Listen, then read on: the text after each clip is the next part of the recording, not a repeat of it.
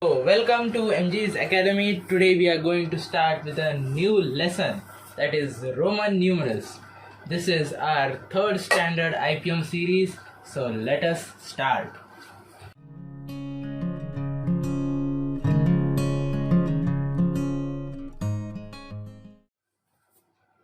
Roman numerals is a different kind of numeric system. Today we use these numbers which are there from 1 to 10. These are decimal system, that is from 1 to 10. They used the decimal system, but instead of these units or the numbers which we use 1, 2, 3, they used these Roman numerals to symbolize 1, 2, 3 and so on. So let us learn about that. So when was this started? These digits or letters we can see. The Roman numerals started by the Romans in 2500 years ago. So that is a long time ago, and they used this system to count numbers. And there are total 7 symbols used in this system. Here we use 9 symbols which we have, or we can say 9 basic digits, that is 1 to 9. But they used 7 symbols to indicate all the numbers till mostly 1000. So let us see one by one. So our first one is I, that is the symbol of I. It shows 1. The next is V. V symbol symbolizes 5. So 5 times I gives us V.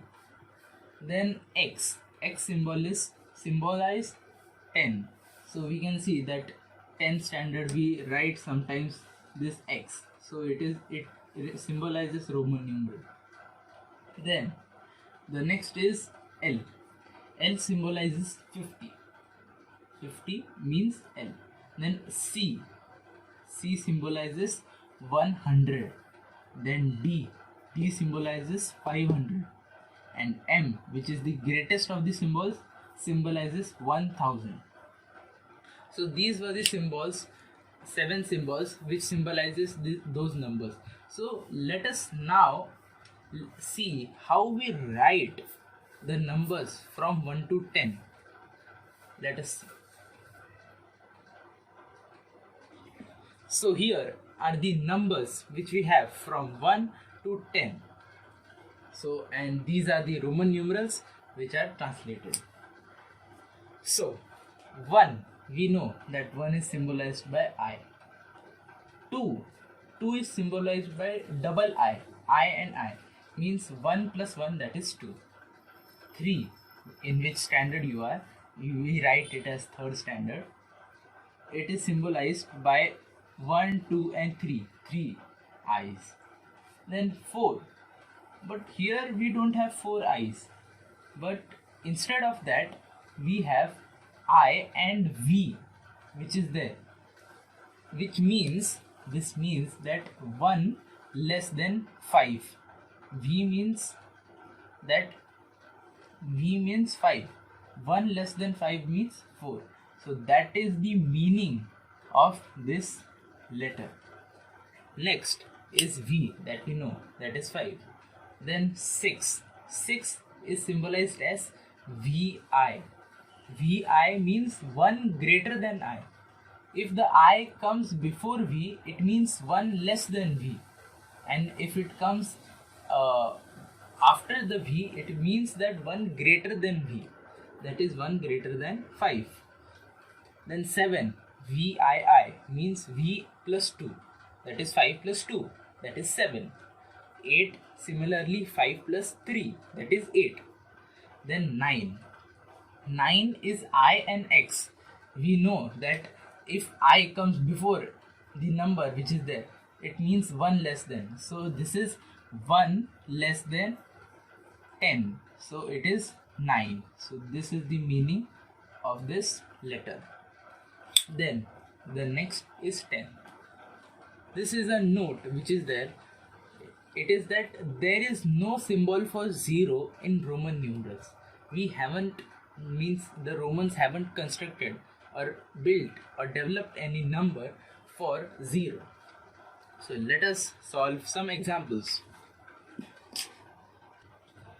So this is our first example. What is the difference between VI and IV? So here we can see that VI represents 1 greater than V.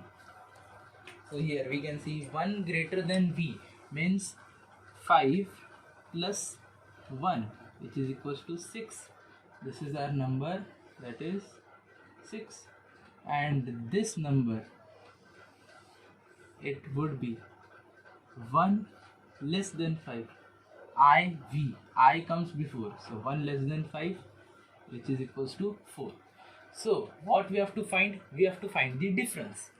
So difference between 6 and 4 is very simple, that is 2. But in the options they have asked in Roman numerals. So we would write 2 in Roman numerals as 2 i's. So this is our next example. D divided by L. So this, if this sum is given, first we have to convert the Roman numerals in numbers, because D and L are alphabets. We can divide them in alphabetical way. We have to solve it in Roman numerical way. That is D, we mean that D is 500, because we have learned that there are 7 symbols: I, V, X, L, C and D, which is 500. So D is 500 and L, I, V, X, L is 50. So this can be written in our numbers as 500 divided by 50. So here we can clearly see it is a division sum. So 500 divided by 50, it is just multiplied by 10 minus 500. Simple. So D divided by L is 10. But what is 10 in Roman numerals? So this 10 in Roman numerals is X. So these were the 2 examples. There won't be a question session, as the number of questions which come from this concept is very low. So there are 10 sums in the textbook to practice. So practice it. So this is our completion of this lecture, and please subscribe, like and share to MG's Maths and Science Academy. After subscribing, you are supporting this academy to make such new and interesting videos. So please subscribe.